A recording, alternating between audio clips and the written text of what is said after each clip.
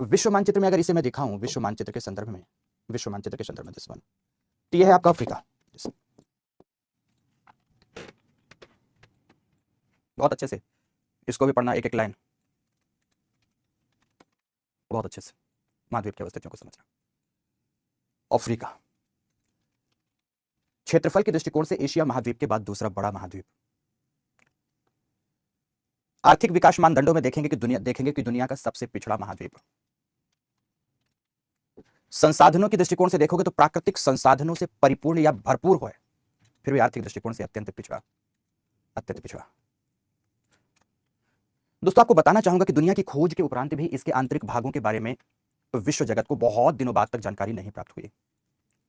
महाद्वीपीय विस्तार अधिक था, इसके आंतरिक भागों की खोज लंबे भूगर्भिक इतिहास या लंबे मानव इतिहास में नहीं हो पाई थी, इसलिए इस महाद्वीप को अंध महाद्वीप के नाम से भी जानते हैं।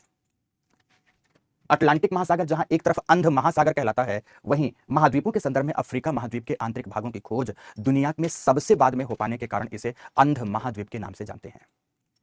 यह दुनिया का एकमात्र ऐसा महाद्वीप है जिससे तीनों प्रधान उष्णकटिबंधीय रेखाएं गुजरती हैं। उत्तर में कर्क रेखा गुजरती है, यहां से दोस्तों कुछ कर्क रेखा गुजरती है, दक्षिण में मकर रेखा गुजरती है, यहां से कुछ, मध्य में विषुवत रेखा तो अब गुजरनी ही है।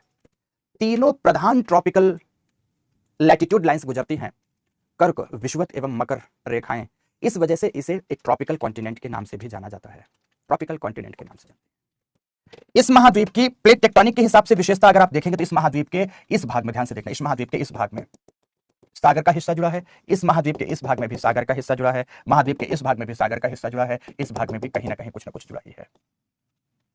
तो कुल मिलाकर इसकी अगर बात कहें प्लेट टेक्टोनिक थ्योरी के हिसाब से अपने लगभग चतुर्दिक और चारों ओर से सागरीय जल राशियों से प्लेट के संदर्भ में घिरा है और मध्य में अवस्थिति है इस महाद्वीप की, जो कि प्राचीनतम भूखंड गोंडवाना लैंड का ही अंग है। गोंडवाना लैंड का अंग जिसका चतुर्दिक क्षेत्र तो सागरीय है लेकिन मध्य भाग पठारी है। अगर पठारों के संदर्भ में देखा जाए तो यहां दुनिया के सबसे विस्तृत पठार पाए जाते हैं, इसीलिए इसे दोस्तों ध्यान से क्या बोलना चाहूंगा, प्लेटो कॉन्टिनेंट कहते हैं। क्या कहते हैं? प्लेटो कॉन्टिनेंट कहते हैं, पठारी महाद्वीप कहा जाता है। तमाम पहले विशेषताएं सुनते जाएंगे, प्लेटो कॉन्टिनेंट कहते हैं। दोस्तों इस महाद्वीप की तमाम भौगोलिक चट्टानों को देखेंगे, सभी की सभी पुरातन हैं।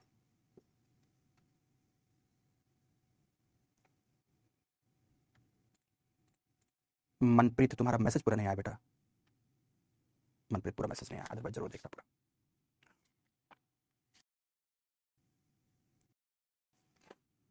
पहले मोटी मोटी विशेषताएं ये हैं, लेकिन भूभौतिक दृष्टिकोण से अगर आपको बताना चाहूं मैं, भूभौतिक दृष्टिकोण से यह कितने भागों में विभाजित है, तो आप इसे देखो, आप एक बार इसे आप देखो और देखकर आप किस तरह से समझ पा रहे हैं, देखकर आप किस प्रकार से समझ पा रहे हैं कि this one is northern Africa, this one is western Africa, this one is eastern Africa, this one is middle Africa, this one is southern Africa. Southern Africa. कुछ बच्चों ने कहा है कि सर थोड़ा सा डार्कनेस और बढ़ाइए, बढ़वाते हैं बेटा, बढ़वाते डार्कनेस, बस 5 मिनट रुकेंगे, 5 मिनट बढ़ना चाहूंगा, आगे बढ़ना चाहूंगा बेटा, कि ये मूल रूप से east west north south middle Africa में तो विभाजित ही है, लेकिन सही मामले में भूभौतिक दृष्टि से इसे बांटे हैं। देखो इस महाद्वीप को भूभौतिक दृष्टि से अगर इसे हम बांटे तो कैसे बांट सकते हैं? सबसे पहला इसका भाग आता है, फर्स्ट पार्ट आता है Saharan Africa, this one is Sahara. यह है सहारा, दुनिया का सबसे बड़ा उष्ण मरुस्थल बेटा, दुनिया का सबसे बड़ा उष्ण मरुस्थल, दुनिया का सबसे बड़ा ट्रॉपिकल डेजर्ट कहलाता है, ट्रॉपिकल डेजर्ट। आगे बात बताना चाहूंगा, ये वाला जो हिस्सा है दिस वन, इसे कहते हैं horn of Africa, horn of Africa के नाम से जानते हैं। यह हॉर्न ऑफ अफ्रीका का हिस्सा है, हॉर्न ऑफ अफ्रीका का हिस्सा। तीसरे नंबर पर अगर इस भौगोलिक अवस्थिति को आप देखोगे, दिस वन, ये वाली अवस्थिति की बात करते हैं तो इसे अफ्रीका का गिनी तट कहते हैं, गिनी कोस्ट के नाम से जाना जाता है। ये गिनी कोस्ट ऑफ अफ्रीका, ये पूरा का पूरा गिनी तट है। बहुत अच्छे समझना, पहले समझो, बोर्ड में कुछ काम मत करो, बहुत अच्छे से पहले समझ लो बेटा। आफ्टर दैट एक एक मैपिंग कराऊंगा, बोर्ड में पहले देखते चले आओ। ये अफ्रीका का गिनी तट कहलाता है। यहां आप नोटिस करना, जिसे मैं डार्क कलर प्रदान कर रहा हूं, दिस वन इक्वेटोरियल अफ्रीका है, जहां अफ्रीका की सबसे बड़ी नदी कांगो का प्रवाह पाया जाता है। कांगो रिवर घाटी है, ये कांगो नदी घाटी का क्षेत्र विषुवतीय प्रदेश है, विषुवतीय सदाबहार वन क्षेत्र है। अफ्रीका का बेसिकली ये जो हिस्सा है ये दक्षिणी पठार है, दक्षिणी पठार एवं मरुस्थल है, सदर्न प्लेटू एंड दक्षिणी पठार एवं मरुस्थल है, जिसमें कालाहारी का मरुस्थल भी सम्मिलित है। दक्षिणी पठार एवं मरुस्थल है। बाकी जो ये बीच का सारा भाग बाकी है दोस्तों, ये सारा का सारा भाग बाकी है, ये भाग कहलाता है सहारा, सॉरी सहारा नहीं, सवाना। क्या कहलाता है? सवाना। सवाना घास का मैदान है बेटा, अच्छे से समझना। ये वाला जो हिस्सा है, मैंने कहा कि ये दक्षिणी पठार एवं मरुस्थल है, एवं मरुस्थल है, मरुस्थल है। इस बार मैं इसे थोड़ा सा एक और अलग पार्ट में आपको विभाजित करके दिखाऊंगा। इस बार एक और पार्ट आपको अलग करके इसमें दिखाऊंगा। आगे ध्यान से सुनो। यहां एक नोटिस करना, सहारा और गिनी तट के बीच का ये वाला क्षेत्र जहां पर निरंतर सहारा मरुस्थल का विस्तार होता जा रहा है, इसे साहेल क्षेत्र कहते हैं। किस नाम से जाना जाता है? साहेल रीजन, SAHEL, साहिल मत कर देना, SAHEL, Sahel region of Africa कहलाता है। आगे आपको बताना चाहूंगा दोस्तों, यहां पर एक और रीजन मैं आपको दिखाऊंगा जबरदस्त तरीके से। अफ्रीका में यहां इस भाग से लेकर यहां अगर आप देखेंगे, ढेर सारी झीलों के समूह हैं, ढेर सारी झीलों के समूह हैं, और इस पूरे भाग को एक साथ संयुक्त रूप से अगर आप देखेंगे तो ये कुछ यहां तक संयुक्त रूप से मिलकर the great rift valley of Africa बनता है। This one rift valley zone, rift valley. Africa को मूल रूप से भूभौतिक दृष्टि से हम इतने भागों में विभाजित करके आपको पढ़ाएंगे इस बार।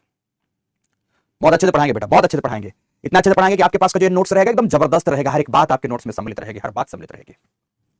और कुछ भी समझाना चाहूंगा, और कुछ भी, कोई मैपिंग आपको नहीं करा रहा, अभी तो केवल बोर्ड में दिखा रहा हूं, कुछ बोर्ड वर्क करा रहा हूं, अभी बोर्ड वर्क चल रहा है आपका, अभी आपका एटलस वर्क नहीं है, ठीक है? वेस्ट रिफ्ट वैली नहीं, ग्रेट रिफ्ट वैली दीक्षा, ठीक है? अब आगे बात करूंगा। अफ्रीका के इस भाग में, दिस वन, अफ्रीका के इस भाग में अफ्रीका का सबसे ऊंचा पर्वतीय भाग है, अफ्रीका का सबसे ऊंचा पर्वतीय भाग है, जिसे कहते हैं एटलस माउंटेन। क्या कहते हैं बेटा? Atlas mountain, Atlas mountain.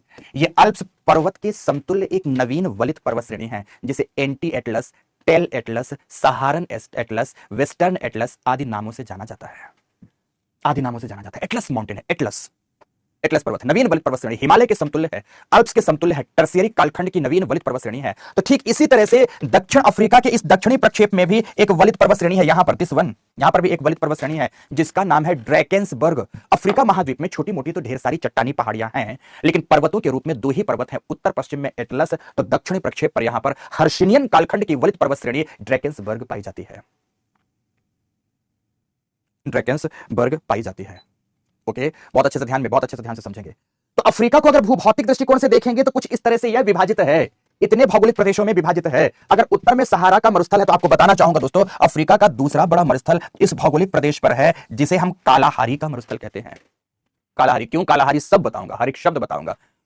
इन सब जगह पर कौन सी जनजातियां पाई जाती हैं, इन जनजातियों की कौन सी विशेषताएं हैं, यहां पर कौन से देशों की अवस्थिति है, इन देशों की अर्थव्यवस्था कैसे चलती है, यहां पर रहने वाले लोगों का जीवन कैसा है, सब कुछ समझाऊंगा बेटा, सब कुछ समझाऊंगा। पर पहले देखते बस चलो। अगर मैंने बताया उत्तर में सहारा का मरुस्थल है, तो यहां पर किसका मरुस्थल है? कालाहारी का मरुस्थल है, कालाहारी डेजर्ट, कालाहारी डेजर्ट है दोस्तों, कालाहारी। ऋषभ कोई बात नहीं, पूछो बेटा, अगर दिख जाएगा मेरे इधर बोर्ड पे तो पक्का बताऊंगा। कोई कुछ बच्चे ऐसे हैं जिन्हें एटलस में अभी तक अफ्रीका खोजने में ही नहीं मिला, मेरी सद्भावनाएं उनके साथ है, मेरी सद्भावनाएं उनके साथ है। सच्चाई ये है, जिन्हें नहीं मिला मैं उनकी बात कर रहा हूं। अभी थोड़े दिन पहले ही एक गांव से मेरे रामू काकू आए थे, वो बताए थे कि अफ्रीका को किसी ने पकड़ के समंदर में डुबा दिया है। बोले कि मेरे सामने वो पकड़ कर लाया था, ले आके डुबकी लगा दिया समंदर में, तो आकर अफ्रीका अरब सागर में डूब गया। अगर अरब सागर में डूब ही गया तो दिखेगा कहां से, ये बताओ तुम? वो तो मैं ठहरा बपुरा जो तुम्हें पढ़ा रहा हूं। तो अफ्रीका अब है ही नहीं, गायब हो चुका है। तो जब गायब हो चुका तो वो एटलस जिनमें है नहीं अफ्रीका, वो समझदार हैं, उन्होंने एटलस से अफ्रीका को गायब ही कर दिया है। सच कह रहा हूं बेटा, गायब ही कर। एटलस में है ही नहीं, क्यों खोज रहे हो? मत खोजो यार, क्या करोगे खोज कर, क्या करोगे खोज कर?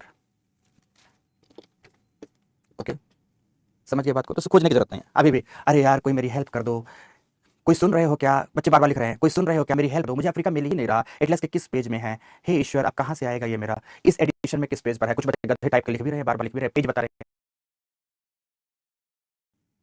अब बताओ कैसे कहें यार, इन बच्चों को कितना प्यार से समझाते हैं, ये कौन लिख लिए होते, कुछ ना किए होते तो। हाँ सर, आप कुछ भी कहोगे, हम तो काट के उल्लू हैं, हम तो वैसे के वैसे रहेंगे, हम तो ठूठ बांस हैं, सीधे सीधा से हम लटकना जानते नहीं, हम तो जैसे कमेंट्स पे नजर डालता हूं। और मैं क्या फोन किया, फोन ने मैंने नहीं रिसीव। एक बच्चे का बड़ा सा 10वीं कक्षा में फेल हूं सर मैं, तो बोला सर देखो आता होगा, आप आगे भी जो सच में बच्चे पढ़ने के बाद भी एटलस में खोजने में नहीं मिल, कहां से रहेगा एटलस की फुल डार्कनेस। ये में दोस्तों आपको करनी है मैपिंग। क्या करनी है? जबरदस्त तरीके से मैपिंग करनी है। अच्छा थोड़ी सी डार्कनेस और बढ़ सकती है क्या कि फुल डार्कनेस? एक बार जस्ट मैं और डार्कनेस बढ़वाता हूं, अगर थोड़ी बहुत बढ़ सकती है तो बढ़ सकती है, नहीं बढ़ेगी तो फिर कोई बात नहीं, पर कोशिश करता हूं कि बढ़ जाए। ठीक है दोस्तों, चलो जस्ट आप थोड़ी एक रखिए सब सामने। ठीक है, ओपन हो गया। एटलस में फिजिकल एंड पॉलिटिकल दोनों मानचित्र आमने सामने होंगे। जस्ट वेट में भी एटलस ओपन कर लूं फिर से, वही दोनों एटलस मेरे सामने कि मैं बात नहीं कर रहा किसी और। दिस वन आगे सभी, दिस वन यहाँ। अब आगे सब लोग, इतना तो मिल गया एटलीस्ट ना, एटलस से मैंने दिखा दिया। अब एडिशन कोई भिन्न भिन्न हो सकता है, ये भी बता दूं बेटा। फोर्थ एडिशन मेरे पास ऑक्सफोर्ड का है, आप लोगों के पास अन होगा, इसमें 92 पेज में है दोस्तों। आपके कदम चूमेगी। मैंने ढेर तो चाहते हैं, लेकिन पढ़ना चाहने के बावजूद हमारी परिस्थितियां अनुकूल से मिल सकती है। उदाहरण बन जाओ ना, खड़ा हो मैं, हर पास वो भी उदाहरण। ग्रेजुएशन के चाहिए तुम्हारे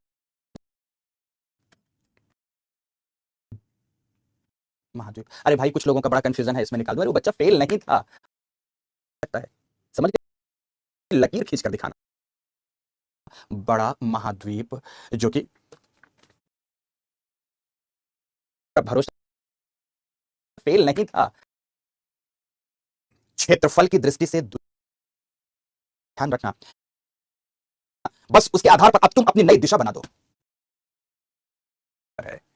स्टेट स्पेस में मेरे पास वो भी उदाहरण है।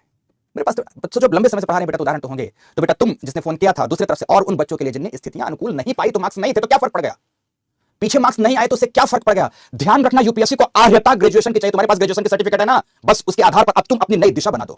लिख दो इबारत दोस्त, लिख दो। मैं कहता हूं काल के कपाल पर लिखो, मजा ना आ जाए तो बताना। लिखो तो एक बार। मिल गए सब आगे एटलस में। चलो शुरू करते हैं। अब मैपिंग शुरू करेंगे बेटा, पर मैपिंग में शुरू करूं उससे पहले ध्यान रखना, मैपिंग शुरू करूं उससे पहले आपको क्या करना है, ध्यान रखना है कि 4 5 6 लाइनें इसके एक इंट्रोडक्शन के रूप में लिखना है। इंट्रोडक्शन के रूप में लिखना है, ठीक है? लिखो सभी के सभी, लिखो सभी के सभी, लिखो। क्षेत्रफल की दृष्टि से दुनिया का दूसरा बड़ा महाद्वीप, क्षेत्रफल की दृष्टि से दुनिया का दूसरा बड़ा महाद्वीप, महाद्वीप। अरे भाई कुछ लोगों का बड़ा कंफ्यूजन है, इसमें निकाल दो। अरे वो बच्चा फेल नहीं था, वो खुद स्वयं कंफ्यूज था। एक सब्जेक्ट में, कई बार स्टेट्स में ऐसा होता है कि एक सब्जेक्ट में अगर आपके नंबर कम है तो उसमें आपको ग्रेथ मार्क्स लगाकर पास कर दिया जाता है। समझ रहे मेरी बात की नहीं? तो वो फेल नहीं है। उसने मुझसे ऐसा कहा, तब मुझे विश्वास हुआ कि बेटा ऐसे कैसे हो सकता है। समझ गए मेरी बात की? जो उसने मार्कशीट भेजा तो बच्चा फेल नहीं है, आप लोग भी बस वही का वही हो। पर मेरा भरोसा है कि देखना, वो बच्चा अगर हिम्मत करके मुझसे पूछ सकता है तो वो नए लकीरें भी खींच सकता है। और अगर सुन रहे हो बेटा मुझे, तो ध्यान से सुनना, नई लकीर खींच कर दिखाना। तुम नई लकीर खींच कर दिखाना, ऑलवेज बी इन टच, और नई लकीर खींच कर दिखाना, मजा आ जाएगा। ओके, यस, यूपी में नहीं और कई स्टेट्स में भी है कि अगर एक सब्जेक्ट में आपके मार्क्स कम होते हैं पासिंग मार्क्स से, तो उस सब्जेक्ट में आप ग्रेथ मार्क्स लगाकर आपको पास कर दिया जाता है, ऐसा होता है। चलो अब 9 बातें शुरू करते हैं यहां से। खूब आपके लिए बातें हो गई, तो क्या लिखोगे? क्षेत्रफल की दृष्टि से दुनिया का दूसरा बड़ा महाद्वीप जो कि भौगोलिक दृष्टि से, जो कि भौगोलिक दृष्टि से प्राचीनतम भूखंड गोंडवाना लैंड का अंग है।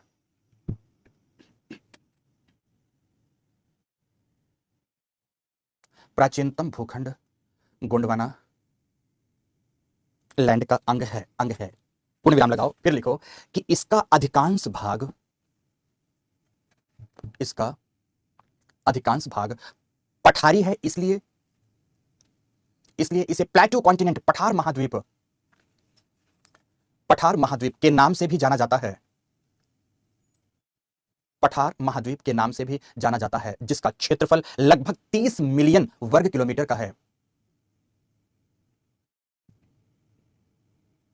जिसका क्षेत्रफल लगभग 30 मिलियन वर्ग किलोमीटर का है। पूर्ण विराम लगाइए, पूर्ण विराम लगाइए, फिर लिखो। आगे लिखेंगे, लिखो, पैरा चेंज कर देना चाहो, लिखो संसाधनों की दृष्टि से परिपूर्ण, संसाधनों की दृष्टि से परिपूर्ण इस महाद्वीप, इस महाद्वीप में तकनीक मतलब टेक्नोलॉजी, तकनीक एवं ऊर्जा संसाधन की कमी के कारण, तकनीकी एवं ऊर्जा संसाधन के कारण, ऊर्जा संसाधन की कमी के कारण आर्थिक विकास नहीं हो पाया है, आर्थिक विकास नहीं हो पाया। इसीलिए इसीलिए आर्थिक दृष्टि से विश्व में सबसे पिछड़ा है।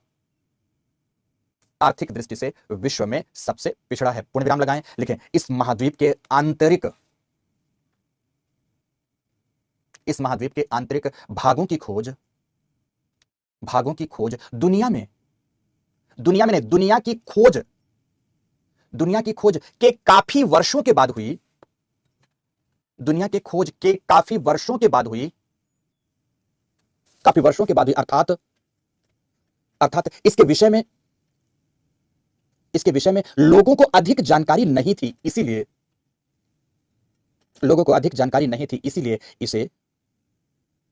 इसे डार्क कॉन्टिनेंट, अंध महाद्वीप डार्क कॉन्टिनेंट कहा जाता है।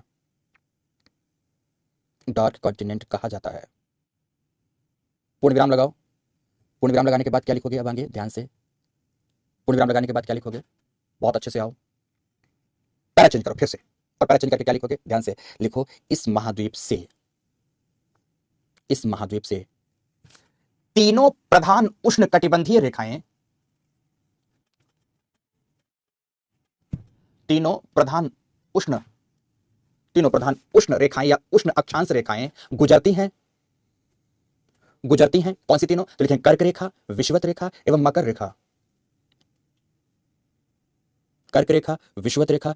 रेखा। इसलिए इसे उष्ण मतलब ट्रॉपिकल उष्ण महाद्वीप का दर्जा भी प्राप्त है।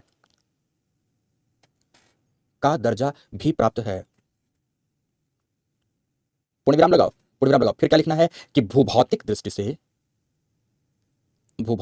से इस महाद्वीप को हम निम्नलिखित भागों में विभाजित करते हैं।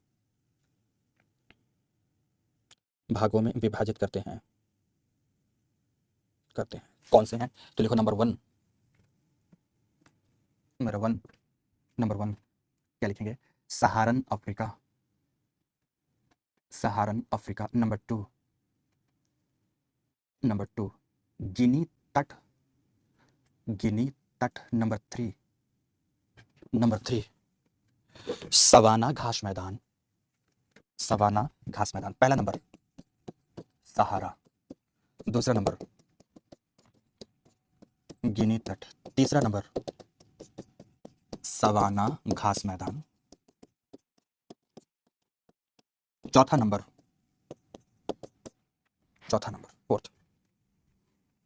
फोर्थ पॉइंट विषुवतीय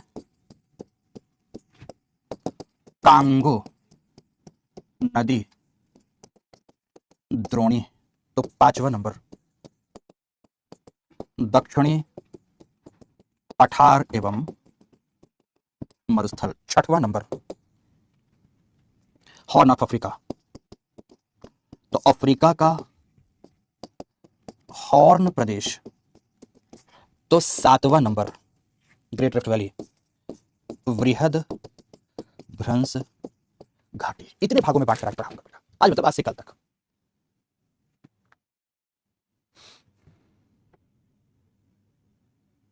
ठीक है, इतने भागों में। तो सबसे पहले हम बात करेंगे सहारन अफ्रीका की। जो सहारा क्या है अपने आप में? मरुस्थल है। सहारन अफ्रीका केवल एक पार्ट की, छोटे छोटे पार्ट्स को उठाएंगे, छोटे पार्ट्स को उठाकर इसकी मैपिंग भी करेंगे और इसके बारे में बढ़िया से लिखेंगे भी। तो सब लोग सहारन अफ्रीका के बारे में आएंगे तो सबसे पहले इस पॉलिटिकल मैप को छोड़ फिजिकल मैप की तरफ आएंगे। देखो ध्यान से, ये मैप के दो पार्ट्स है, एक तरफ फिजिकल तो दूसरी तरफ पॉलिटिकल। पॉलिटिकल मैप को छोड़ पहले फिजिकल मैप, पॉलिटिकल भी ले चलूंगा आपको बेटा, पर पहले आप कहां आएंगे? फिजिकल मैप में आएंगे। और फिजिकल मैप में आएंगे तो देखिएगा, जस्ट वेट, मैं फिजिकल मैप आपके सामने पहले ले आऊं। दिस वन, ये भी है, ये देखो, बहुत स्पष्ट नहीं होगा पर आपको अपने एटलस में तो एटलीस्ट दिखेगा। ये सारा का सारा भाग यहां पर आप देखोगे, एक दूर दूर तक लिखा हुआ है सहारा डेजर्ट, यहां लिखा हुआ। जितनी बातें बोलूं मैपिंग में पहले ट्रेस करते जाइएगा,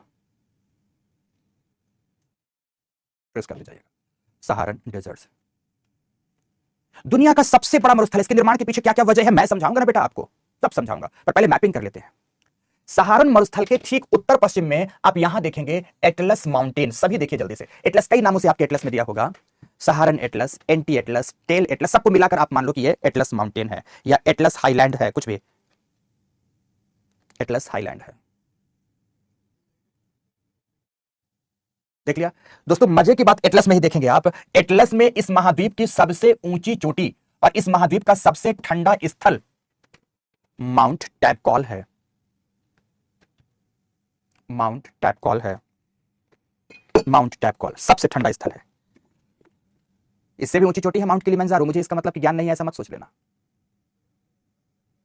किलिमंजारो भी है, बट मैं अभी सहारन क्षेत्र की बात कर रहा हूं। सहारन अफ्रीका की सबसे ऊंची चोटी माउंट टैपकॉल। सहारन अफ्रीका का सबसे ठंडा क्षेत्र माउंट टैपकॉल है। माउंट टैपकॉल है सबसे ठंडा स्थल। बहुत आराम से इत्मीनान से देखेंगे, एकदम मस्तिष्क में छप जाने देंगे चित्र को। आगे आपको बताना चाहूंगा, जब आप पूर्व की ओर बढ़ेंगे तो सहारन एटलस का पूर्वी भाग ही Libyan Desert and Nubian Desert के नाम से जाना जाता है। Libyan Desert and Nubian Desert के नाम से, नूबियन डेजर्ट के नाम से जाना जाता है। दो में से एक भी मिल जाए चलेगा, दो में से एक भी मिल जाए चलेगा, दोनों ना मिले तो चलेगा। लिखाने में तो मैं लिखाऊंगा, लिखाने में तो मैं लिखाऊंगा ही बेटो। यहां पर बहुत सारे पठारी क्षेत्र हैं, ऐसे पठारी क्षेत्र हैं जिन्हें होगर, अहगर, तिबेस्ती आदि कहते हैं। देखो इस मरुस्थल में है क्या, इस मरुस्थल में बहुत जगह तो रेतीला मरुस्थल प्राप्त होता है, कई जगह पर चट्टानी मरुस्थल प्राप्त होता है, तो दूर दूर तक नंगी चट्टानें पड़ी हुई हैं और उन नग्न चट्टानी पठारों को अहगर, होगर, तिबेस्ती आदि नामों से जानते हैं। तो ऐसे भी पठार क्षेत्र मिलेंगे। ये जो ऊंचे ऊंचे डार्क ब्लू कलर के, डार्क ब्राउन कलर के जो दिख रहे हैं स्थान, जैसे ये दिख रहा है, ये दिख रहा है, तो ये है अहगर, होगर, तिबेस्ती आदि, ये सब है यहां पर।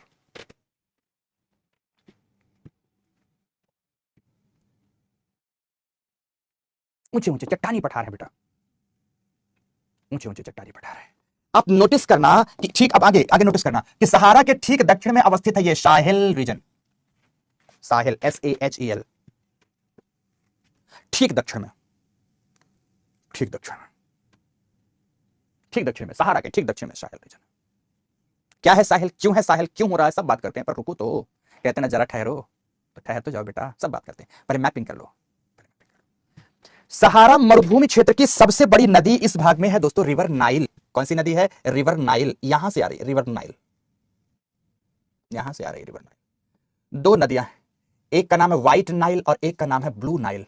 व्हाइट और ब्लू नाइल आपस में मिलकर, नाइल मतलब नील, आपस में मिलकर के बेसिकली दुनिया की सबसे लंबी नदी नील नदी का निर्माण करती है। व्हाइट नाइल है और ब्लू नाइल है।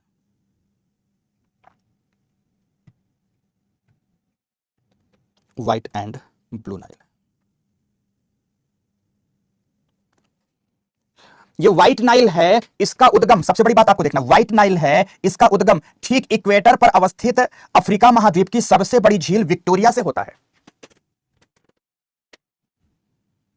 आराम से बेटा, आराम से, एकदम मस्तिष्क में छप जाने दो, चीजों को प्रिंट हो जाने दो, और एक ऐसी अमिट छाप रखना कि मजा आ जाए। और फिर बताता हूं, मैं तो उन बच्चों को भी ये क्लास समर्पित कर रहा हूं जिन्हें अभी तक एटलस का पेज नहीं मिल रहा था, उन बच्चों को भी समर्पित करता हूं कि बेटा मेरी पूरी भावनाएं आपके साथ भी उतना ही बराबर से जुड़ी है बेटा, पर पढ़ डालो, अब तो पढ़ डालो, अब नहीं तो कब। असीम ऊर्जा के धनी हो बेटा आप, असीम ऊर्जा के धनी हो, और उस ऊर्जा का उपयोग अपने जीवन निर्माण में कर डालो। पास्ट के प्रिजनर बनने की कोशिश मत करना, क्या हुआ है पास्ट में छोड़ो।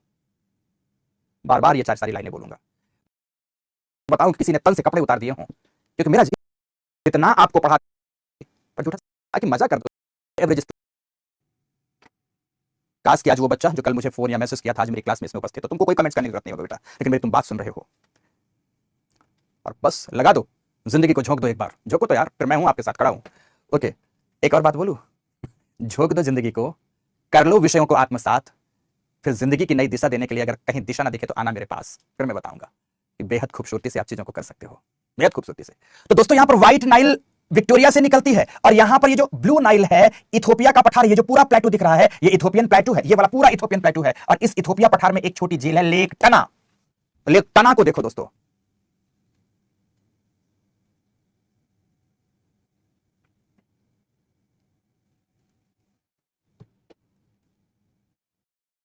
पूछते ये नदी पेरिनियल कैसी है, समझ रहे मेरी बात की नहीं, सदा नीरा कैसी है, सतत वाही कैसी है, सतत वाही कैसी है। तो आगे मेरा जवाब सुनो बेटा आपके लिए, कि अगर कोई नदी इक्वेटोरियल क्षेत्र जहां सालों भर वर्षा होती है, अगर इक्वेटोरियल झील से निकल रही हो जहां सालों भर वर्षा है, तो उसके लिए जल की आपूर्ति सालों भर बनी रहेगी। क्या सालों भर सालों भर जल की आपूर्ति हो रही है। शिवम कुमार सर, आप जब XYZ इंस्टीट्यूट में पढ़ाते थे तब से मैं आपसे पढ़ रहा हूँ। मोस्ट वेलकम बेटा, बट अब आगे मत पढ़ो, अब सफलता लाओ। फिर आगे बोलते हैं, अब सफलता लाओ। तो जब कोई भी नदी इस भाग से निकलेगी जहां पर सालों भर जल की आपूर्ति है, तो शतवाही होगी, सदानीरा होगी, जलवाही होगी, हमेशा जल का प्रवाह होगी, हमेशा जल का प्रवाह होगा। और इसके पूर्वी तट से संलग्न है यहां पर रेड सी, लाल सागर। इसे देखो, अब ये वाला सागर का क्षेत्र है, जो रेड सी का क्षेत्र है, लाल सागर का क्षेत्र है, रेड सी।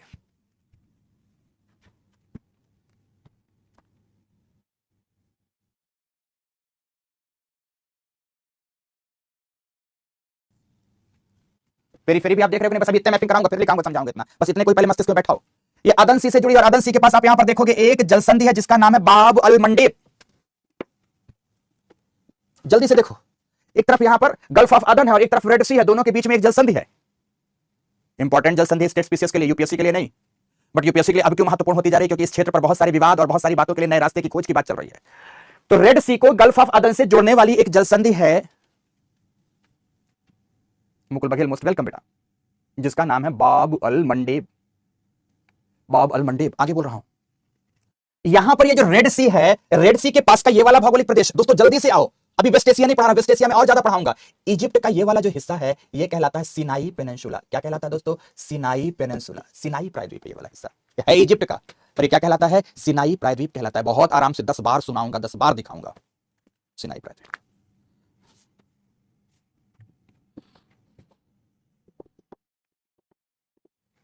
आराम से देखते चलो, सिनाई पेनिनसुला।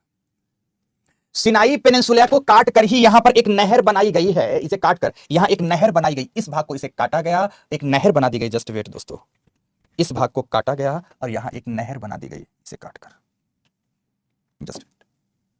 जस्ट वेट, इस भाग को यहां काट दिया और काटकर बनाया नहर, काटकर बनाया नहर। देखो कैसे इसे नहर, यहां इसे काटा, सिनाई पेनिनसुला काटा। यहां पर झीलें थी, ग्रेट बिटर, लेक बिटर, यहां बिटर झीलें थी। यहां पर बेसिकली श्वेज नाम से यहां पर अपने आप में एक गल्फ थी। इन सब को जोड़ते हुए एक नहर बना दी गई, जो कि श्वेज से लेकर, ध्यान रखना, इसके इस किनारे पर एक नगर था श्वेज और इस किनारे पर पोर्ट सईद, मेडिटेरेनियन सी कोस्ट पर पोर्ट सईद, यहां श्वेज था, तो इसके बीच एक नहर बना दी गई, जिसे आप कहते हैं आज श्वेज कैनाल। श्वेज कैनाल, अरे पढ़ो अभी, पढ़ो अभी, छोटा छोटा पार्ट पढ़ना। कल मुझसे संस्था ने फोन किया और अच्छी बात है, मुझे बहुत खुशी हुई उस बात से। कल मेरे साथ दोनों घटनाएं बहुत अच्छी घटित हुई। कल उस बच्चे का भी फोन आना, मुझे बहुत अच्छा भी लगा। डाटा नहीं, बच्चे को मैंने डाटा और समझाया। तो आज यहाँ पर विद्यार्थी ऐसे भी हैं जिनमें से है आपके पास यहाँ दोस्तों, इस बिंदु में पोर्ट शहीद है, पोर्ट मतलब बंदरगाह, शहीद नाम का बंदरगाह है। यहां पर है श्वेज और पोर्ट सईद के बीच नहरों को नहर बना दी गई, कुछ झीलों को मिलाकर नहर बना दी गई, और इस नहर को हम कहते हैं श्वेज कैनाल। श्वेज कैनाल अर्थात कैसे? मान लो कोई जहाज यहां से अरब सागर से आया, ध्यान से सुनते चलेंगे, अरब सागर से आया तो ये अदन की खाड़ी में प्रवेश करेगा। अदन की खाड़ी से बाब अल मंडेब होते हुए, बाब अल मंडेब क्या है? जलसंधि है। बाब अल मंडेब जलसंधि से यह लाल सागर रेड सी में प्रवेश कर गए। रेड सी से श्वेज कैनाल होते हुए कहां आई? तो जल्दी से देखिए, इस भाग पर अवस्थित है एक सागर, जिसे हिंदी में भूमध्य सागर आप कहते हो, बट इंग्लिश में यह मेडिटेरेनियन सी कहलाता है। जल्दी से एटलस में आइए, मेडिटेरेनियन सी देख डालिए, बहुत आराम से देखिए, पर देख जरूर डालिए बेटा।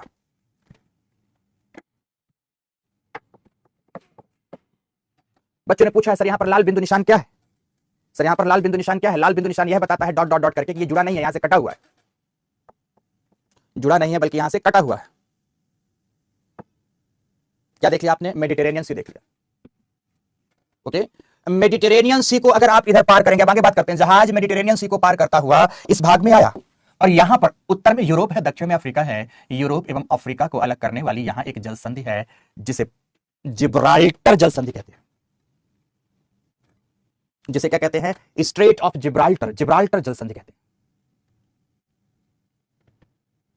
जिब्राल्टर जलसंधि कहते हैं, जिब्राल्टर जलसंधि कहते हैं।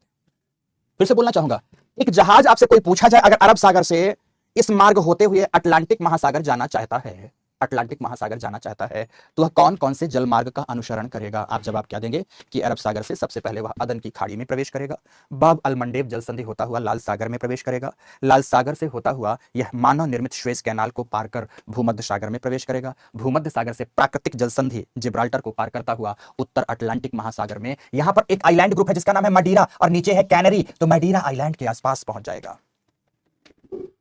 मैडिरा आइलैंड के आसपास पहुंच जाएगा, मैडिरा के आसपास पहुंच जाएगा। मैडिरा के नीचे कैनरी द्वीप है, इसी के नाम से कैनरी की ठंडी जलधारा यहां पर प्रवाहित होगी।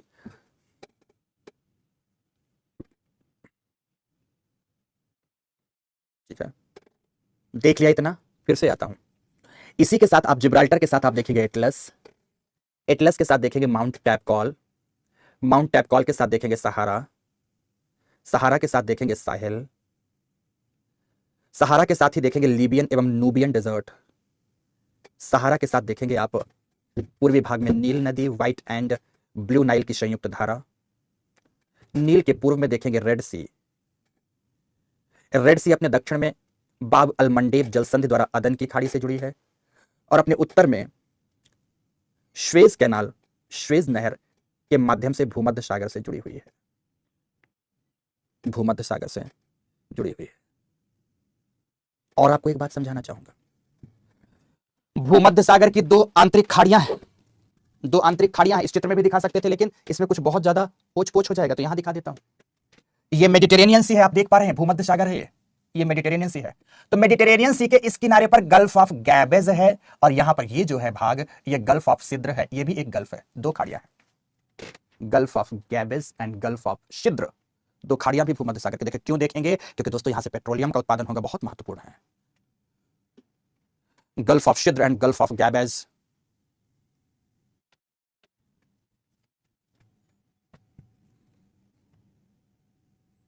फिर से बोल रहा हूं एक बार दोस्तों, और अंतिम बार बोल रहा हूं, फिर इतने के बारे में लिखाऊंगा पॉलिटिकल मैपिंग कराने के बाद।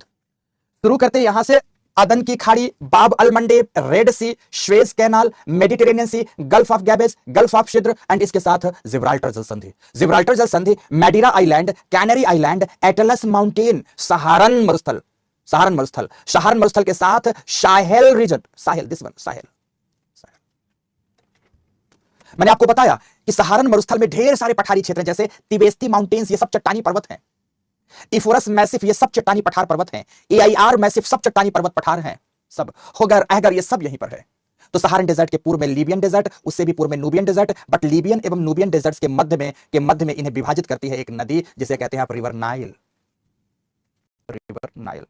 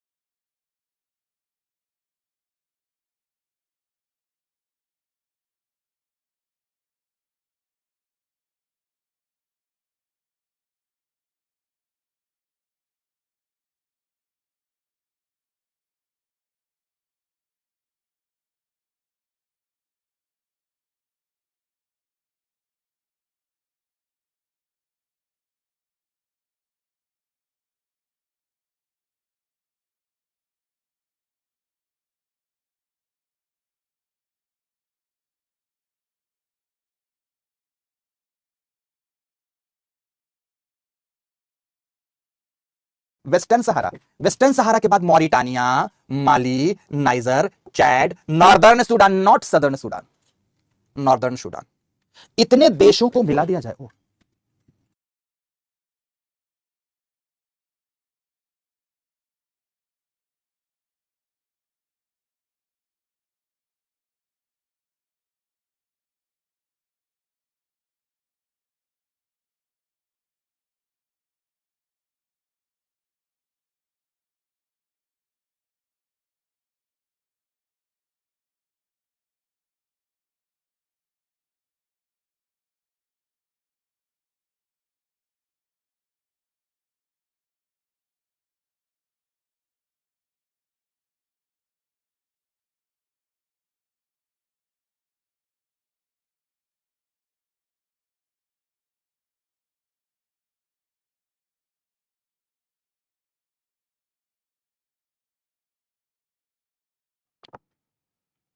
कैसे समझ पाएंगे आशीष सर? Hello hello. दोस्तों मैं तो बड़ी दूर तक पढ़ाता चला गया, मुझे कैसे पता क्लास रुक गई है? मैंने बताया ना कि वो बच्चों को लगता रहता है हर बार हर समय, इसीलिए कमेंट्स पर नजर रखते हैं। थोड़ी देर भी देखो कमेंट्स पर नजर नहीं थी तो क्लास रुक गई, मैं पढ़ाता चला गया।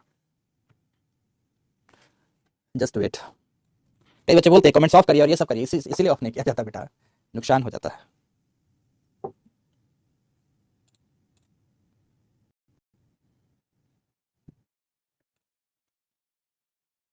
चार 5 मिनट पहले से क्लास रुकी हुई थी, बच्चे मैसेज कर दिए। अच्छा, फिजिकल मैप मैंने कराया था, पॉलिटिकल के बाद रुक गई थी। बहुत अच्छी अच्छी बातें भी बता चुका था, पर चलो फिर से बोलते हैं, पता नहीं। और आपको पता है मेरे साथ कि एक बात निकल गई तो वही बात दोबारा निकलती नहीं। ठीक है, ऐसी सब हम पढ़ सकते हैं, सब चीज़ ओके है। चलो वेरी गुड, कोई बात नहीं दोस्तों। ये जो मशीनें हैं ना, ये कुछ हमारे ही तरह हैं। जैसे हम में से कुछ लोग बड़े ईमानदार होते हैं तो कुछ धोखेबाज होते हैं। कुछ की फितरत में वफाई होती है तो कुछ की फितरत में बेवफाई होती है। तो ये भी कभी कभी हमसे बेवफाई कर जाती हैं, और उस बेवफाई का नतीजा देखो, क्लास ही बाधित हो गई। तो धोखेबाज मशीनों, सुन लो, तुम्हारे धोखे कितने ही सही क्यों ना हो, पर मुझे मेरे विद्यार्थियों से मिलने से आप रोक नहीं सकते, नहीं रोक सकते। हम जब भी मिलेंगे पुनः वहीं से उठ खड़े होंगे।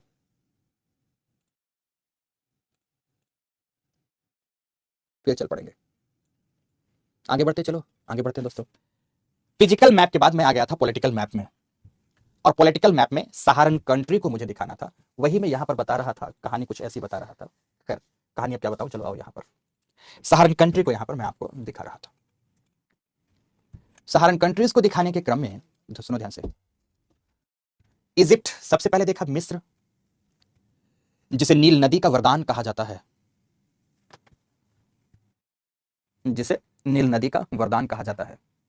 इजिप्ट, नील नदी यहां पर एक त्रिभुजाकार डेल्टा बनाती है, त्रिभुज के आकार का डेल्टा बनाती है।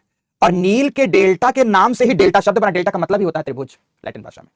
नील डेल्टा की आकृति के आधार पर ही डेल्टा का नाम डेल्टा पड़ा था बेटा। पहले कंट्रीज देखो, फिर कुछ नगर भी देखना है। इजिप्ट, ध्यान रखना, इजिप्ट ना केवल अफ्रीका में है बल्कि अफ्रीका के साथ साथ यह भाग इजिप्ट का, ध्यान से देखना, ये जो स्वेज कैनाल है, स्वेज कैनाल के इधर का ये वाला जो हिस्सा है, ये पश्चिम एशिया में है। इजिप्ट ना केवल अफ्रीका में है, इजिप्ट का मतलब मिस्र, ना केवल अफ्रीका में है बल्कि थोड़ा सा इसका हिस्सा पश्चिम एशिया में भी है। और वह कोई भी राष्ट्र जिसकी अवस्थिति दो महाद्वीपों पर पड़ती है, वह कोई भी राष्ट्र जिसकी अवस्थिति दो महाद्वीपों पर पड़ती है, उसे ट्रांस कॉन्टिनेंटल कंट्री के नाम से जाना जाता है, पार महाद्वीपीय देश के नाम से जाना जाता है, कि एक महाद्वीप को पार कर दूसरे महाद्वीप के पास भी पाया जाने वाला राष्ट्र, ट्रांस कॉन्टिनेंटल कंट्री। इजिप्ट है, यहां पर कौन है? इजिप्ट है। इजिप्ट के बाद आता है बेस्ट लीबिया। आपको अगर आपने थोड़ा सा वर्तमान कॉन्टेम्परेरी विश्व इतिहास पढ़ा तो जैस्मीन क्रांति की चर्चा होती है, जैस्मीन क्रांति की चर्चा होती है, जैस्मीन क्रांति से होती है। और उसमें से आपने लीबिया के तानाशाह गद्दाफी का नाम सुना होगा, गद्दाफी, वही लीबिया। ध्यान रखना, लीबिया अपने इस गल्फ ऑफ सिद्र क्षेत्र से पेट्रोलियम का उत्पादन करेगा, और कहां से करेगा मैं इसकी भी बात करूंगा, आगे बात करूंगा। कि लीबिया के बाद ये एक छोटा राष्ट्र आपको यहां दिख रहा है, ट्यूनीशिया, इसकी महत्ता को कम मत समझिएगा। ये गल्फ ऑफ गैबेज से पेट्रोलियम का तो उत्पादन करता ही है, बल्कि भूमध्य सागरीय जलवायु में अवस्थित होने के कारण फलोद्यान कृषि करता है। क्या करता है? फलोद्यान कृषि करता है, फलोद्यान कृषि करता है। आगे आगे बात करूंगा। इसके बाद ये कंट्री आता है हमारा, ध्यान से, इसके बाद कंट्री आता है अल्जीरिया। तो आपने देखा कौन कौन से? Egypt, Libya, Tunisia, Algeria, Morocco. Morocco एक अरब यात्री या मोरक्को का निवासी मध्यकाल में भारत भ्रमण पर आया था। भारत भ्रमण से वापस लौटकर अपनी यात्रा वृत्तांत में भारत के विषय में एक विस्तृत विवेचना प्रस्तुत की थी। जल्दी से आप मुझे कमेंट्स करके बताओ इसका नाम क्या था, आप बताओगे दोस्तों? वाओ, सभी ने सही जवाब दिया। मैं इसीलिए बोलता हूं आप में असीम ऊर्जा समाई है, ऐसा थोड़ी कि आप कुछ जानते नहीं हो, पर बस आप पढ़ना नहीं चाहते, बस पढ़ो बेटा, मजा आ जाएगा। डेफिनेटली इब्न बतूता था, डेफिनेटली इब्न बतूता था। आगे आके बात करते हैं, आगे आके बात करते हैं। मोरक्को के बाद आएगा western Sahara, Mauritania, Mali, niger, Chad and northern Sudan. Sudan दो भागों में बट गया है, उत्तरी सूडान और दक्षिणी सूडान। अब दो भागों में बट गया सूडान, उत्तरी सूडान और दक्षिणी सूडान। उत्तरी सूडान सूडान कहलाता है, उससे अलग होकर जो दक्षिण का भाग है वो साउथ सूडान कहलाता है। साउथ सूडान ने अपनी राजधानी जूबा को बना लिया, दिखाएंगे राजधानी भी दिखाएंगे। नॉर्थ सूडान की राजधानी अभी भी खार्तूम है। तो दोस्तों फिर से सुनिएगा, Egypt, Libya, Tunisia, Algeria, Morocco, Western Sahara, Mauritania, Mali, Niger, Chad, Sudan, इन्हें मिलाकर ही सहारन कंट्री कहा जाता है। इन्हें मिलाकर ही सहारन कंट्री कहा जाता है। और अभी बातें शुरू हुई, खत्म नहीं हुई है, खत्म नहीं हुई। इतने देशों को मस्तिष्क में बैठाओ, Egypt, Libya, Tunisia, Algeria, Morocco, Western Sahara, Mauritania, Mali, Niger, Chad and Sudan, इन्हें मिलाकर के हम सहारन कंट्री कहते हैं। जल्दी बताना याद हुआ बेटा या नहीं? ये सब सहारा के देश हैं, सहारा के देश हैं। सहारन कंट्री की विशेषता यह है कि यहां बनने वाले उपोष्ण उच्च दाब के कारण, यहां बनने वाले उपोष्ण उच्च दाब के कारण दोस्तों इस भाग में जो गर्म पवनें प्रवाहित होती हैं, उन पवनों को, ध्यान से, उन पवनों को घिबली, चिहली, शिरक्को आदि नाम से जाना जाता है। जबकि इसके दक्षिण पश्चिम की ओर चलने वाली जो पवनें हैं उन्हें हम हरमट्टन कहते हैं, डॉक्टर विंड के नाम से जानते हैं, डॉक्टर विंड के नाम से जानते हैं। इस पूरे के पूरे इस कंप्लीट मरुस्थलीय क्षेत्र की विशेषता है कि इस मरुस्थल में केवल एवं केवल ऑफ शोर विंड चलती हैं। कौन सी विंड चलती हैं? ऑफ शोर विंड चलती है। ऑफ शोर विंड्स का मतलब होता है स्थल से सागर की ओर चलने वाली पवनें। जब ऑफ शोर विंड्स रहेंगी इसका मतलब कि वह सागर से जल नहीं लाएंगी, सागर से जल नहीं लाएंगी तो निश्चित रूप से वर्षा नहीं करेंगी, वर्षा का अभाव है, इसलिए दुनिया का सबसे बड़ा मरुस्थल है। पहली बात। दूसरी बात सुनना, इसके वायुमंडल की विशेषता है कि यहां पर टेंपरेचर इन्वर्जन की स्थिति है। जब भी टेंपरेचर इन्वर्जन मतलब तापमान विलोमता या प्रतिलोमन की स्थिति आई जाती है तो दोस्तों वर्षा की स्थिति नहीं बनेगी, वर्षा की स्थिति नहीं बनेगी। तीसरी बात सुनना, इसके इस तट पर कैनरी की ठंडी जलधारा प्रवाहित होती है। ठंडी जलधाराएं अपने तटों की शुष्कता को बढ़ा देती हैं, इसलिए भी यह दुनिया का सबसे बड़ा मरुस्थल है, इसलिए भी यह दुनिया का सबसे बड़ा मरुस्थल है। अगली बात कि बेसिकली आपने जेट स्ट्रीम के बारे में सुना होगा कि जेट स्ट्रीम के गर्त क्षेत्र, जेट स्ट्रीम के ट्रफ जोन जहां पर आते हैं, जेट स्ट्रीम है दोस्तों, ध्यान रखना, जहां पर भी जेट स्ट्रीम के ट्रफ पाए जाएंगे, गर्त पाए जाएंगे, वह धरातल में किसका निर्माण कर देते हैं? हाई प्रेशर का निर्माण कर देते हैं, हाई प्रेशर जोन फॉर्म करते हैं। और इस जेट स्ट्रीम के गर्त या उच्च दाब, धरातलीय उच्च दाब के निर्माण के कारण भी बेटा यहां पर वर्षा नहीं होती और यह मरुस्थल की भांति है, यह मरुस्थल तुल्य हो गया है। दुनिया का सबसे बड़ा मरुस्थल, जिसके मरुस्थल होने के पीछे इतने फैक्टर रिस्पॉन्सिबल हैं, जिसके मरुस्थल होने के पीछे इतने फैक्टर रिस्पॉन्सिबल हैं, इतने फैक्टर। अद्भुत मरुस्थल है। यहां तुरेग एवं बार्बर जैसी जनजातियां रहती हैं, आपको नाम याद करना पड़ेगा इनकी जनजातियों का। तुरेग एवं बार्बर जैसी जनजातियां रहती हैं, दूर दूर तक फैला है यह मरुस्थल। इस मरुस्थल को भी अलग से मैंने चित्र में दिया हुआ था, देखता हूं इन्होंने मैपिंग में लगाया है या नहीं, मैपिंग में शायद कहीं हो, मैं देख लेता हूं, एक बार जस्ट चेक कर लेता हूं, जस्ट चेक कर लेता हूं। इन जनजातियों के बारे में ही पढ़ाऊंगा आपको, सब पढ़ाऊंगा, जस्ट वेट। दिस वन देखो बेटा, देख रहे हो, 100% शुद्ध नहीं है पर पर्याप्त शुद्धता से युक्त है। 100% शुद्ध नहीं है पर पर्याप्त शुद्धता से युक्त है। तुरेग एवं बार्बर जैसी जनजातियां रहती हैं। ये जनजातियां यहां ऊंट एवं बकरी का पालन करते हैं। बताऊंगा पानी कैसे मिलता है, सोनाली बिटिया तुम रुक बस जाओ, मैं हर बात बता डालूंगा। तुरेग एवं बार्बर जैसी जनजातियां हैं जो कि बेसिकली भेड़ एवं बकरी का पालन करती हैं। इनके पास ऊंट होते हैं, यह लोगों को यात्राएं ऊंट के काफिलों के साथ कराते हैं। जब आप कभी सहारा भ्रमण के लिए जाएंगे, यात्रा के लिए जाएंगे दोस्तों, एक अद्भुत एहसास होगा। मैं सहारा तो नहीं गया बट वेस्टर्न एशियन डेजर्ट में कई दिनों बिताया है, कई दिनों बिताया। घूमने का बड़ा शौक है दोस्तों, इसलिए कोशिश करता हूं कि दुनिया को अपनी आंखों से देखूं। वेस्टर्न डेजर्ट, दूर दूर तक रेत का समंदर दिखेगा बेटा, दूर दूर तक रेत का समंदर, रेत के केवल टीले दिखेंगे, टीले टीले टीले दिखेंगे, रेत के टीले दिखेंगे। यहां दो प्रकार से डेजर्ट सफारी कराई जाती है, एक तो कैमल सफारी होती है, एक कैमल सफारी होती है, और एक कार से लोग सफारी करते हैं, कार से सफारी करते हैं। दोनों अपने आप में अद्भुत रोमांचक है, अद्भुत रोमांचक है, बेहद मजा आता है। ऊंट के काफिलों के साथ आप चल रहे होंगे, आपका बस आप अकेला ऊंट नहीं होगा, काफिला होगा पूरा, ऊंट के काफिलों के साथ चल रहे होते हैं और एक ऊंट वाला ऐसे, जैसे जैसे अपने पास मार्शल का एक स्पीकर सिस्टम आता है ना, वैसे वो अपना बड़ा बड़ा स्पीकर सिस्टम ले रहते हैं। और उस स्पीकर सिस्टम में वहां एक बेली डांस बहुत फेमस है, बेली डांस। थोड़ा फूहड़पन परोसता है, लेकिन कोई बात नहीं, अब जो है वो समझो, बेली डांस। और बेली डांस की मधुर गुंजायमान ध्वनि के साथ आपका काफिला, डांस नहीं हो रहा होता, डांस तो कैसे होगा, कहां होगा, मैं उसकी बात करूंगा। गुंजायमान उस ध्वनि के साथ आपका काफिला आगे बढ़ता जाता है, आगे बढ़ता जाता है। देखो अच्छी खासी धूप है, चिनचिनाती हुई धूप होती है दोस्तों, लेकिन बड़ा मजा आता है, एक अद्भुत रोमांच पैदा होता है, एक अद्भुत रोमांच पैदा होता है। दूर दूर तक कहीं कोई पेड़ों का नामो निशान नहीं, एक आध कहीं पर पड़ दिखता है, ऐसा लगता है जैसे पूरी धरती ही नंगी की नंगी हो, ऐसा लगेगा आपको दूर दूर तक देखने में। ये काफिला कुछ दूर चलता रहेगा, फिर किसी एक ओयासिस में रुकेगा। अब आप कहोगे सर ये ओयासिस क्या है? ओयासिस कहलाता है मरुद्यान। क्या क्या बच्चे ने लिखा सर नूरा फतेही करती, बिल्कुल नूरा फतेही बेली डांस करती है, बिल्कुल करती है। ओके, थोड़ा हमारे लिए बड़ा फूहड़पन भरा खतरनाक डांस लगता है, हमारे लिए बड़ा फूहड़पन भरा लगता है, सच में फूहड़पन परोसती है वो बेली डांस के दौरान। वो जो अदाकारा होती है वो फूहड़पन परोसती है। मतलब आप, अगर मैं सच बताऊं, अगर आप कुछ ऐसे घर के मेंबर्स के साथ हैं जिनके सामने आपने इस संस्कृति को नहीं जिया, तो आपको शर्म आ जाएगी, आपकी नजरें इधर उधर देखने के लिए बाध्य हो जाएगी, ये मैं तय करता हूं, ऐसा फूहड़पन होता है। पर खैर जो भी है दोस्तों, उस संस्कृति के बारे में टीका टिप्पणी करने का ना मुझे अधिकार है ना कुछ। हम तो टूरिस्ट के भांति जाते हैं, तो टूरिज्म के दौरान अब आपको इसका भ्रमण करा रहे हैं, आपको दोस्तों बतानी है बात कुछ और जिससे हम यहाँ पहुंचाना चाहते हैं। ये काफिला आपको ले जाकर रोकेगा, चाहे कार का काफिला हो या ऊंटों का काफिला हो, ये ले जाकर रोकेगा किसी ओयासिस में। ओयासिस कहलाता है मरुद्यान। मरुद्यान कैसे होते हैं, आज ओयासिस वगैरह की आपको तस्वीरें नहीं दिखाते, कल पक्का दिखाएंगे। मरुद्यान बेसिकली दूर दूर तक रेत के टीले और बीच में होगा एक गर्त मतलब डिप्रेशन होगा, और उस डिप्रेशन में होगा जल, और उसके ही चारों तरफ कुछ वनस्पतियां खजूर आदि की उगी होती है। कीकर भी देखने को मिला मुझे, खजूर भी देखने को मिला, पर कुछ ऐसी ही जो कटीली थॉर्नी वेजिटेशन जिन्हें हम कहते हैं, कुछ ऐसी ही वनस्पतियां होती हैं। एक पानी का हमारे तरफ जैसे तालाब होता है, प्राकृतिक तालाब, वैसे झील होती है, वैसे एक छोटी झील होगी, और वहां पर चारों तरफ ये होंगे। उसी के आसपास कुछ तंबू या घरौंदे होंगे जहां पर ये जनजातियों के अपने आवास पाए जाते हैं। टूरिज्म का डेवलपमेंट एक बहुत अच्छा इस क्षेत्र में हुआ है, तो थोड़ा सा वो लोग बढ़िया ही रेत में गद्दे बिछा देते हैं, रेत में गद्दे बिछाकर वो बढ़िया मसलंद लगा देते हैं, बढ़िया आपके ऊपर छाया के लिए बढ़िया सा एक तंबू होगा, और उसी के बीच में एक चबूतरा बनाकर वो आपका बेली डांस चल रहा होता है। रात्रिकालीन बेली डांस तो बड़ा अद्भुत है, बड़ा अद्भुत है। बढ़िया सी लाइट होगी, चकमकाती जमजमाती लाइट होगी दोस्तों, और उसके बीच बेली डांस हो रहा होगा, और वहां आपके खाने पीने की भी व्यवस्थाएं तमाम प्रकार की होंगी। आप बोलोगे सर खाने के साथ पीने की भी? हाँ दोस्तों, हाँ, खाने के साथ पीने की पीने की भी व्यवस्था होगी, लेकिन किसका क्या पियोगे? हुक्का। लोग यहाँ बैठकर हुक्का पीते हैं, हुक्का, ठीक है।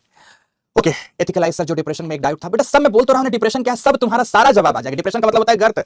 ओयासिस पानी कहां से मिलता है, तो ओयासिस से, नहीं मरुद्यानों से। मैं बोल रहा हूं, बस सुनते जाओ, सब समझा डालूंगा। कोई भी कहानी नहीं है, वो पढ़ाई का अंग है बेटा, पढ़ाई का अंग है, तो सुनना ध्यान से। वो बेसिकली वो रात्रि काल में कुछ देर तक ठहरने के साथ वहां पर आमोद प्रमोद करने की खासकर व्यवस्थाएं इसलिए होती हैं कि मरुस्थलों में दिन का तापमान जितना अधिक होता है, वैसा ही रात में तापमान अचानक गिरता है। तो रात का तापमान अत्यंत ही बड़ा ही मनोरम एवं बड़ा ही सुहावना लगता है। हमने तो यहां तक नोटिस किया दोस्तों कि यहाँ रहने वाले जो लोग हैं, जो अमीर लोग हैं, दूर दूर नगरों के, वहां भी नगर हैं, तो लोग करते क्या है कि दिन भर आमोद प्रमोद करेंगे। जो सैटरडे संडे का टाइम होता है, मैं हमेशा कोशिश करता हूं कि मैं उन दिनों में किसी देश की यात्रा करूं जो वहां का नेशनल डेज के आसपास का दिन होता है, सब चीजें देख सुन के जाते हैं। तो बेसिकली यहाँ लोग क्या करेंगे, अपनी अपनी बढ़िया कारें उठाएंगे, कार के पीछे एक ट्रॉली जोड़ते हैं, ट्रॉली में अपनी जरूरत के तमाम सामान भरते हैं, खाने पीने ओढ़ने बिछाने सबके, और ये अपनी कार लेकर दूर किसी मरुस्थल में चले जाएंगे, दूर किसी एकदम मरु टीले में चले जाएंगे। मरु टीले में अपना रात्रिकालीन तंबू लगाएंगे, वहीं पर बढ़िया पूरे परिवार के साथ खाने, और बढ़िया बड़ा स्पीकर सिस्टम रखते हैं, वहीं पर परिवार के साथ बढ़िया खाना पकाएंगे और बढ़िया गाने सुनेंगे, बढ़िया थिरकेंगे, बढ़िया मजे करेंगे, ऐसे करेंगे, रात्रिकालीन फिर अपने घर में वापस आ जाएंगे। तो बेसिकली यहाँ लोगों को जल की प्राप्ति होती है मरुद्यानों से, जिन्हें इंग्लिश में हम कहते हैं ओयासिस। और ध्यान रखना, लीबिया में अवस्थित कुफरा ओयासिस, शिवा ओयासिस, शिवा हाँ वही भगवान शिव के नाम पर, तो कुफरा ओयासिस, शिवा ओयासिस, ये सब क्षेत्रों में बेसिकली जल की प्राप्ति तो होती है, लेकिन दोस्तों इन क्षेत्रों से लीबिया पेट्रोलियम का उत्पादन करता है। इन क्षेत्रों से लीबिया पेट्रोलियम का भी उत्पादन करता है, इसलिए ये ओयासिस यहां पर फेमस होते हैं। बेसिकली ये जो तुरेग एवं बार्बर जैसी जनजातियां होती है, इनके जो आवास भी होते हैं, ये आवास इन्हीं ओयासिस के आसपास बने हुए होते हैं। इस समय पर ये लोग पर्यटन पर भी खास जोर दे रहे हैं, पर्यटकों के माध्यम से इनको ठीक आय हो जाती है। अन्यथा यह पहले देखो, अब तो भोजन में जब आप यहाँ ठहरते हो बेटा, तो आपको तमाम प्रकार के भोजन मिलते हैं, बस ये जरूर है कि जो भोजन ये लोग पकाकर आपको खिलाते हैं, आपकी टंग को वो टेस्ट लगा नहीं होता तो मजा नहीं आता। और खासकर उन्हें बड़ी दिक्कतें हैं दुनिया के भ्रमण में, जो शाकाहारी हैं, हम जैसे जो लोग हैं, खान पान में बड़ी दिक्कतें होती हैं बेटा, खान पान में बड़ी दिक्कतें होती हैं, आप हर जगह एडजस्ट नहीं कर पाते हो। मैं अक्सर ये देखता हूं दोस्तों, मैं कहीं जाता हूं, दिन भर भूखा ही रहने पड़ता है, क्योंकि जहां रुके होटल्स अच्छे चेन में रुकते हैं, तो इंटरकॉन्टिनेंटल ब्रेकफास्ट भी मिल जाता है, फूड भी मिलता है, तो वहां से जब भोजन करके निकले दिन भर के लिए भ्रमण के लिए, तो ज्यादातर टाइम जो भी अपने पॉकेट बस्ते में बैग में रख लिए वो तो ठीक है, अदरवाइज इसके अलावा फिर भूख की एक तपिश झेलनी पड़ती है, ये बात है। ओके, अब आगे बढ़ते हैं। तो ओयासिस की बात मैंने बताया, तो इस भौगोलिक प्रदेश में रहने वाली जनजातियों की अर्थव्यवस्था के विषय मैंने बताया कि इस समय पर टूरिज्म इवॉल्व कर गया है, तो टूरिज्म की वजह से भी इनकी आर्थिक आय हो रही है। अन्यथा अपतटीय व्यापारिक पवनों या अपतटीय पवनों के प्रभाव से यह पूरा क्षेत्र मरुस्थल है। तो फिर बारी आती है साहिल की। साहिल समझा देता हूं, फिर लिखाता हूं। बेसिकली ये साहिल क्षेत्र सवाना घास मैदान का क्षेत्र है वास्तव में, अगर देखा जाए। सवाना घास मैदान में मानव जाति ने इतना अधिक निर्वनीकरण किया, इतना अधिक पशुचारण किया, दो शब्द सुनेंगे एक साथ, इतना अधिक निर्वनीकरण किया, इतना अधिक पशुचारण किया कि उसकी वजह से यहाँ की वनस्पतियां समाप्त हो गई। तो जब वनस्पतियां समाप्त हो गई, अभी थोड़ी देर पहले ही मैंने बताया कि इस उच्च दाब पेटी क्षेत्र से इधर की ओर अपतटीय व्यापारिक पवनें संचरित हो रही हैं। ये पवनें जब वनस्पतियों का अवरोध समाप्त हो गया तो ये अपने साथ इस सहारा मरुभूमि की रेत को बहाकर लाती हैं और इस क्षेत्र को रेत का समंदर बनाती जा रही हैं।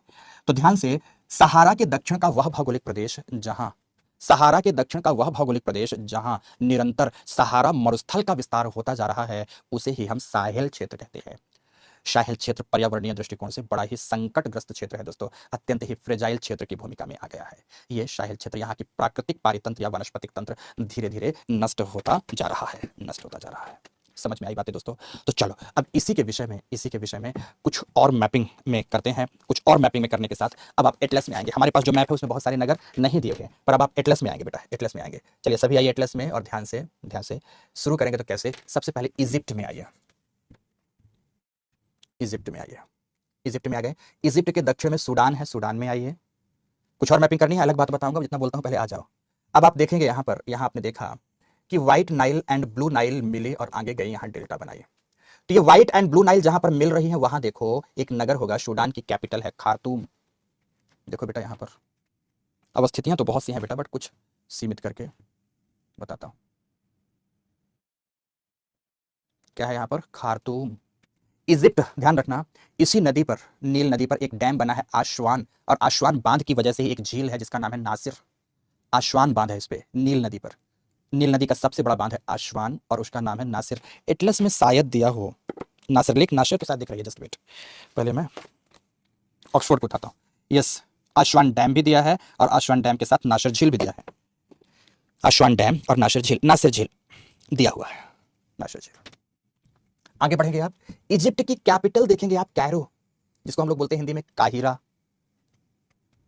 इजिप्ट की कैपिटल देखेंगे आप, कैरो, काहिरा, काहिरा देखेंगे।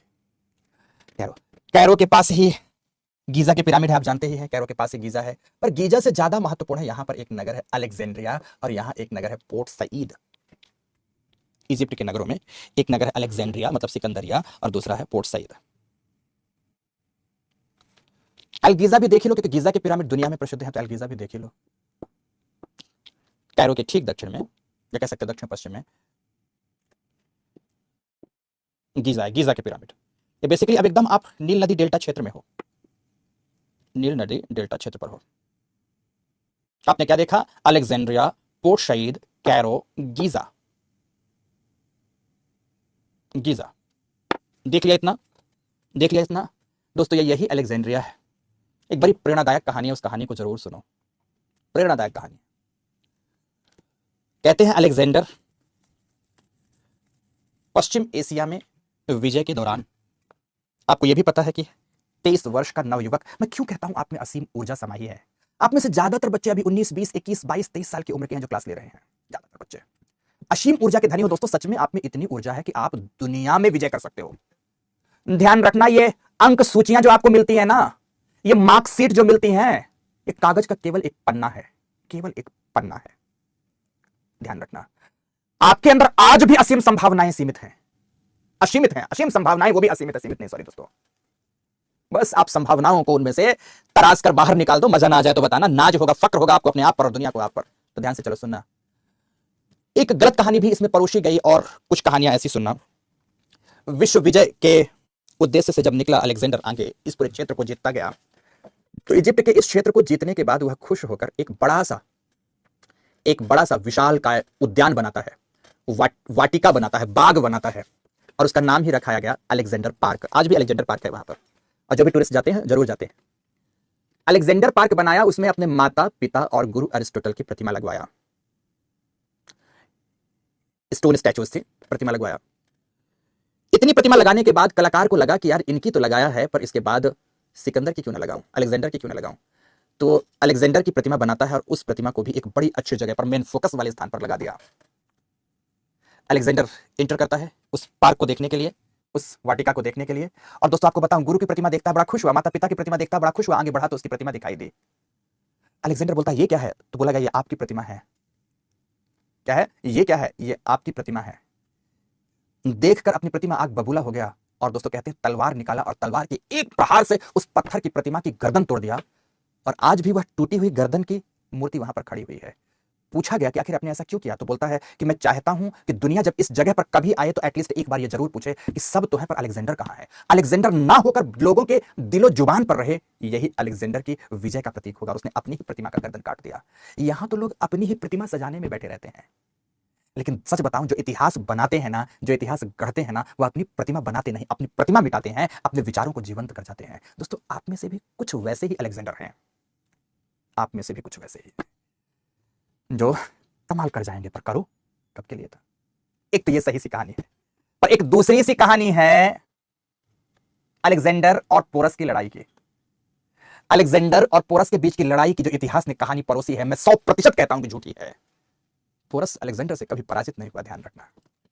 पोरस अलेक्जेंडर से कभी पराजित नहीं हुआ, बल्कि कहानी तो कुछ और ही है, इतिहास तो कुछ और ही है, लेकिन ये जो लेफ्ट लिबरल ने गलत तरीके से परोसा हमारे इतिहास को, हमने तो कुछ वैसा ही सुना। वास्तविकता क्या है, किसी एक दिन किसी उस कहानी को भी सुनाएंगे। ये है इजिप्ट। इजिप्ट के बाद आप आएंगे दोस्तों लीबिया। लीबिया में एकदम नॉर्थ में लीबिया की कैपिटल देखेंगे आप, त्रिपोली।